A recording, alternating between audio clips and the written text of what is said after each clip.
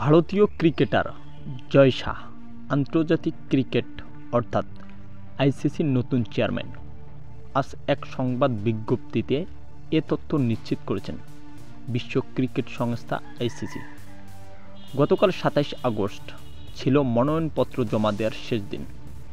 জয় শাহ ছাড়া আর কেউই মনোনয়নপত্র জমা দেয়নি আইসিসিকে, ফলে নিজেই কোনো প্রতিদ্বন্দ্বিতা ছাড়াই সহজে হাতে পায় দায়িত্ব। জয় শাহ শুধু ক্রিকেটার নন, তার ভিন্নতা পরিচয় ফুটে উঠেছে।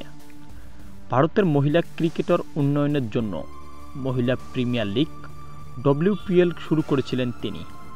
২০০৯ সালে তিনি জেলা পর্যায়ে কেন্দ্রীয় ক্রিকেট বোর্ড আহমেদাবাদ CBCA এর সঙ্গে কাজ শুরু করেন। এরপর ২০১৩ সালে তিনি গুজরাট ক্রিকেট অ্যাসোসিয়েশনে যোগ দেন, যেটাতে বলতে গেলে ভারতীয় ক্রিকেটার জয় শাহের অবদান অনেক। জয় শাহ ভারতীয় ক্রিকেট কন্ট্রোল বোর্ডের BCCI এর সচিব হিসেবে দায়িত্ব পালন করেছিলেন এর আগে। আইসিসিকে দেওয়া এক বিবৃতিতে জয় শাহ বলেন, আইসিসির চেয়ারম্যান হয়ে আমি খুব খুশি। বিশ্বজুড়ে ক্রিকেটের উন্নতির জন্য আমি কাজ করব, সেই সঙ্গে ক্রিকেটকে নতুনভাবে রূপান্তরিত করব।